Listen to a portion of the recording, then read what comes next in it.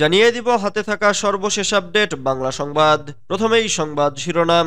ইন্দিরা গান্ধীর সাহসী নেতৃত্বে বিজয়ী হয় বাংলাদেশ, দাবি প্রিয়াঙ্কার। এরপর জানিয়ে দিব প্রধান উপদেষ্টা ঘোষিত সময়ে নির্বাচন করতে প্রস্তুত ইসি। এদিকে বিজয় দিবসের শোভাযাত্রায় যাওয়ার পথে যুবলীগের হামলা, আহত ৬। এরপর জানিয়ে দিব যারা ফ্যাসিবাদকে পুনর্বাসন করতে চায় দেশবাসী তাদের রুখে দেবে, বলছে খেলাফত মজলিস। আরো জানিয়ে দিব ২ দিনের রিমান্ডে নিষিদ্ধ সংগঠনের নেত্রী রিভা।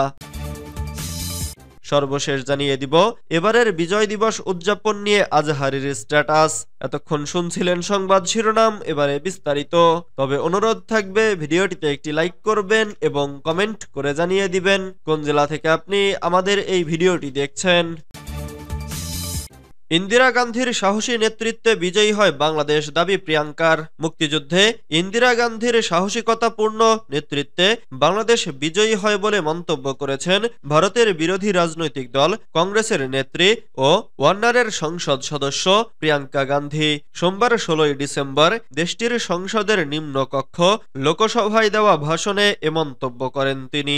লোকসভায় ভাষণের শুরুতে ১৯৭১ সালের মুক্তিযুদ্ধে লড়াই করা সৈনিকদের প্রতি শ্রদ্ধা জানান প্রিয়াঙ্কা গান্ধী। একই সঙ্গে মুক্তিযুদ্ধের সময় ভারতের তৎকালীন প্রধানমন্ত্রী ইন্দিরা গান্ধীর সাহসিকতাপূর্ণ নেতৃত্ব ও ভূমিকার কথা তুলে ধরেন তিনি। প্রিয়াঙ্কা গান্ধী বলেন, আজ বিজয় দিবস। প্রথমেই আমি স্যালুট জানাতে চাই সেই বীর সৈনিকদের যারা ৭১-এ আমাদের জন্য যুদ্ধ করেছিলেন। সেই সময় বাংলাদেশে যা ঘটেছিল সেই বিষয়ে বাংলাদেশের জনগণের, আমাদের বাঙালি ভাই বোনদের কথা কেউ শোনেনি। তিনি বলেন, ১৯৭১ সালে ভারতের প্রধানমন্ত্রী ছিলেন ইন্দিরা গান্ধী। আমি তাকে স্যালুট জানাতে চাই। তিনি অত্যন্ত কঠিন পরিস্থিতিতেও সাহস দেখিয়েছিলেন। তিনি এমন নেতৃত্ব প্রদর্শন করেছিলেন যা দেশটিকে বিজয়ী করে। প্রধান উপদেষ্টা ঘোষিত সময়ে নির্বাচন করতে প্রস্তুত ইসি। নির্বাচন কমিশনার তাহমিদা আহমদ বলেছেন, অন্তর্বর্তী সরকারের প্রধান উপদেষ্টা ঘোষিত ২০২৫ সালের শেষ দিকে কিংবা ২০২৬ সালের প্রথমার্ধে জাতীয় নির্বাচন আয়োজন করতে প্রস্তুত রয়েছে বাংলাদেশ নির্বাচন কমিশন। সোমবার ১৬ই ডিসেম্বর দুপুরে এক ব্রিফিংয়ে সাংবাদিকদের এ তথ্য জানান তিনি। এর আগে অন্তর্বর্তী সরকারের প্রধান উপদেষ্টা অধ্যাপক ডক্টর মোহাম্মদ ইউনুস বলেছেন, ২০২৫ সালের শেষ থেকে ২০২৬ সালের প্রথমার্ধে দেশে জাতীয় নির্বাচন হতে পারে। সকাল ১০টায় মহান বিজয় দিবস উপলক্ষে জাতির উদ্দেশ্যে দেওয়া ভাষণে নির্বাচনের রূপরেখা তুলে ধরে একথা বলেন তিনি। ডক্টর ইউনুস বলেন, যদি অল্প কিছু সংস্কার করে ভোটার তালিকা নির্ভুলভাবে তৈরি করার ভিত্তিতে নির্বাচন সম্পন্ন করতে হয় তাহলে ২০২৫ সালের শেষের দিকে নির্বাচন অনুষ্ঠান হয়তো সম্ভব হবে।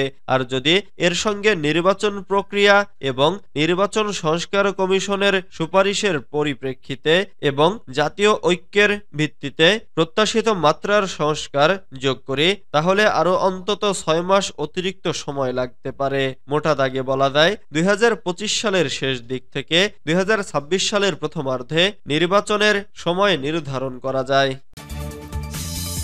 বিজয় দিবসের শোভাযাত্রায় যাওয়ার পথে যুবলীগের হামলা, আহত ৬। যশোরের মনিরামপুরে মহান বিজয় দিবসের শোভাযাত্রায় যাওয়ার পথে হামলার ঘটনা ঘটেছে। এ সময় এক স্কুল শিক্ষককে মারপিটের ভিডিও ধারণ করার ঘটনায় বিএনপির ৬ নেতাকর্মীকে মারধর করা হয়েছে। সোমবার ১৬ই ডিসেম্বর সকালে উপজেলার ট্যাংরামারী বাজারে এ ঘটনা ঘটে। হামলাকারীদের মধ্যে সিরাজুল ইসলাম ও নাজিমউদ্দিন খোদাপাড়া ইউনিয়ন যুবলীগের সদস্য বলে জানা গেছে। আহতরা হলেন আব্বাস উদ্দিন, রাকিব হোসেন, নজরুল ইসলাম ভুট্টো, মাসুদ হোসেন ও মনিরুজ্জামান।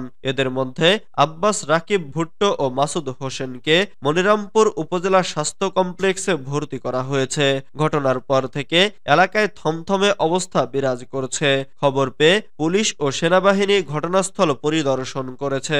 আহত আব্বাস উদ্দিন বলেন, বিজয় দিবসের শোভাযাত্রায় যোগ দেওয়ার জন্য তারা ট্যাংরামারী বাজারে এসেছিল। ছিলেন। সকাল 10:30টার দিকে ট্যাংরামারী সম্মিলনী মাধ্যমিক বিদ্যালয় প্রাঙ্গণে হট্টগোল দেখে তারা এগিয়ে যান। সেখানে ট্যাংরামারী মাধ্যমিক বিদ্যালয়ে সহকারী প্রধান শিক্ষক রেজাউল করিমকে মারধরের চিত্র চোখে পড়লে তা মোবাইলে ভিডিও ধারণ করা হচ্ছিল। বিষয়টি বুঝতে পেরে হামলাকারীরা তাদের উপর চড়াও হয়। এক পর্যায়ে লোহার রড, লাঠিসোঁটা দিয়ে তাদেরকে এলোপাতাড়ি মারধর করা হয়। স্থানীয় যুবলীগ নেতা নাজিম, সিরাজুল সহ 20 থেকে 25 জন এ হামলা চালিয়েছেন। যারা ফ্যাসিবাদকে পুনর্বাসন করতে চায় দেশবাসী তাদের রুখে দেবে বলছে খিলাফত মজলিস। খিলাফত মজলিসের সিনিয়র যুগ্ম মহাসচিব অ্যাডভোকেট জাহাঙ্গীর হোসেন বলেছেন, এদেশের 18 কোটি মানুষের জীবন দিয়ে স্বাধীনতা সার্বভৌমত্ব রক্ষা করতে প্রস্তুত। একই সঙ্গে যারা দেশে ফ্যাসিবাদকে পুনর্বাসন করতে চায় দেশবাসী তাদেরও রুখে দিবে। 71 এবং 24-এর শহীদদের প্রত্যাশা পূরণে ফ্যাসিবাদী ও বৈষম্যমুক্ত সমাজ গড়তে সবাইকে ঐক্যবদ্ধভাবে কাজ করতে হবে।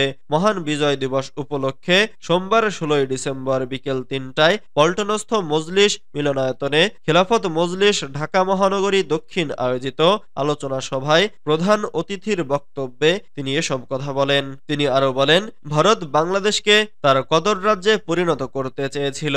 বিগত 16 বছর ফ্যাসিস্ট শেখ হাসিনাকে ক্ষমতায় রেখে বাংলাদেশকে শোষণ করেছে।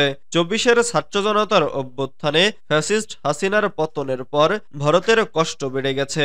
জাহাঙ্গীর হোসেন বলেন, আজকে 16 ডিসেম্বর নরেন্দ্র মোদী বিজয় দিবসের টুইটে 1971 সালে 16 ডিসেম্বরে বিজয়কে ভারতের বিজয় বলে উল্লেখ করেছেন। তার পুরো বক্তব্যে বাংলাদেশের নামটা পর্যন্ত উল্লেখ করেননি। এর আগে আগরতলায় বাংলাদেশ সহকারী হাই কমিশনে হামলা করা হয়েছে।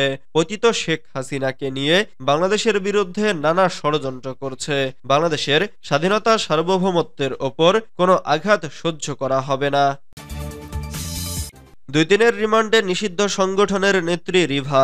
রাজধানীর শাহবাগ থানার হত্যাচেষ্টা মামলায় নিষিদ্ধ সংগঠন ছাত্রলীগের ইডেন মহিলা কলেজের সভাপতি তামান্না জেসমিন রিভাকে 2 দিনের রিমান্ডের আদেশ দিয়েছেন আদালত। সোমবার 16 ডিসেম্বর বিকেলে শুনানি শেষে ঢাকার চিফ মেট্রোপলিটন ম্যাজিস্ট্রেট আদালতে তাকে হাজির করে 10 দিনের রিমান্ড আবেদন করেন মামলার তদন্ত কর্মকর্তা গোয়েন্দা পুলিশের উপপরিদর্শক মোহাম্মদ মাসুদ সরদার। শুনানি শেষে মেট্রোপলিটন ম্যাজিস্ট্রেট মোহাম্মদ মোস্তাফিজুর রহমানের আদালত 2 দিনের রিমান্ডে মঞ্জুর করেন। এ সময় আসামি পক্ষের আইনজীবী মোহাম্মদ খায়রুদ্দিন শিকদার রিমান্ড বাতিল চেয়ে জামিনের আবেদন করেন। অপরদিকে রাষ্ট্রপক্ষ রিমান্ড মঞ্জুরের পক্ষে শুনানি করেন। এর আগে 15 ডিসেম্বর নিষিদ্ধ রাজনৈতিক কর্মকাণ্ড চালানোর অভিযোগে তামান্না জেসমিন রিভাকে গ্রেফতার করেছে ডিবি পুলিশ। জানা যায়, গত 21 অক্টোবর সাবেক প্রধানমন্ত্রী শেখ হাসিনা সহ 391 জনের বিরুদ্ধে শাহবাগ থানায় মামলাটি দায়ের করেন বৈষম্য বিরোধী ছাত্র আন্দোলনের সমন্বয়ক মাহিন সরকার। এবারের বিজয় দিবস উদযাপন নিয়ে আজহারীর স্ট্যাটাস। এবারের বিজয় দিবসের অনুভূতি প্রকাশ করে ফেসবুকে দীর্ঘ এক স্ট্যাটাস দিয়েছেন বাংলাদেশের জনপ্রিয় ইসলামী আলোচক মাওলানা মিজানুর রহমান আল আজহারী। সোমবার 16 ডিসেম্বর বিকেলে তার ভেরিফাইড ফেসবুক থেকে এ স্ট্যাটাস দেন তিনি। তার স্ট্যাটাসের সংক্ষিপ্ত তুলে ধরা হলো, এবারের বিজয় দিবসটি অন্যরকম, সত্যি অন্যরকম অনুভূতি। কারণ জুলাই বিপ্লবের স্মৃতি যে এখনো তাজা। স্বাধীনতা 2.0 এর স্বাদ নিয়ে আমরা উদযাপন করছি এবারের বিজয়ের দিনটি।